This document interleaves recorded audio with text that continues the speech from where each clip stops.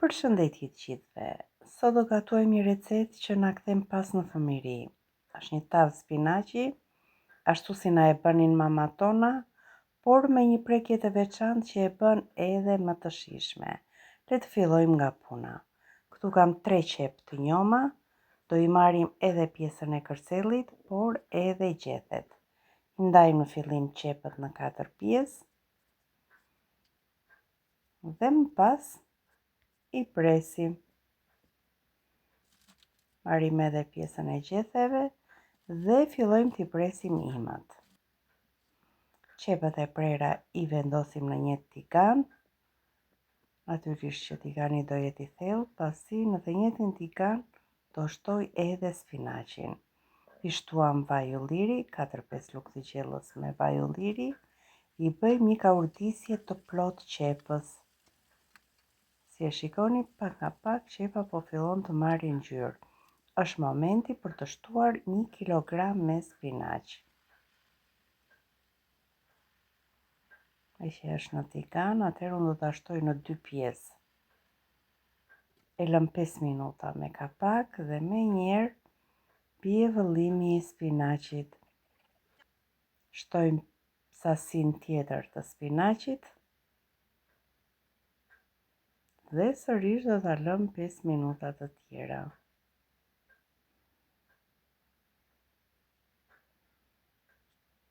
Spinaqi me qepët tashmë është gati.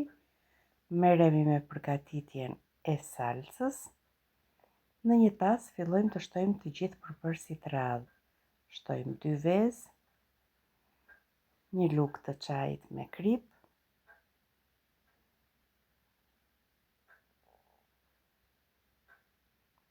dhe pak nga pak fillojmë të shtojmë 1 gotë me qumësht, 3 lugë të gjellës me miell. Vazhdojmë ta përziejmë që mielli mos të jetë kokriza.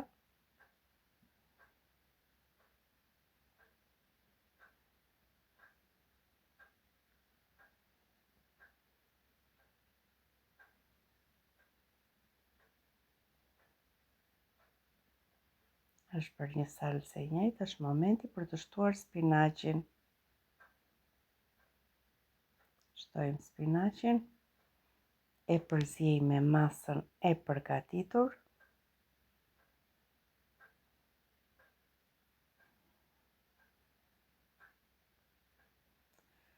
Mund ta përgatisni me djathë ose me gjizë, mund t'i thërmoni djathë të bardhë ose mund t'i shtoni edhe gjizë.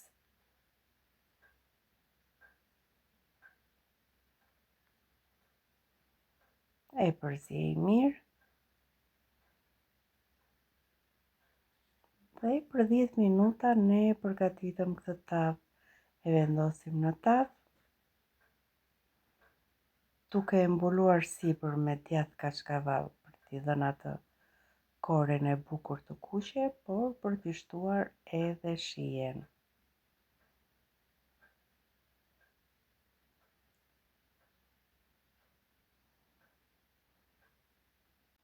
Pasi ta mbulojmë me djathë kaçkavall, i shtojmë shafran për më shumë ngjyrë, por pse jo edhe shije. Do ta pjekim vetëm 15 minuta në 200 gradë. Dhe shikoni sa e bukur që ka dalë. Ne e shoqëruam dhe me 1 gotë kos për t'i dhënë atë shijen finale. Të dashur miq, kjo ishte edhe receta e ditës së sotme. Nëse ju pëlqeu kjo recetë nostalgjike, bëni like videos dhe subscribe në kanalin tim për më shumë receta shtëpie. Ju bëftë mirë nëse e provoni. Me dashuri nga kuzhina ime.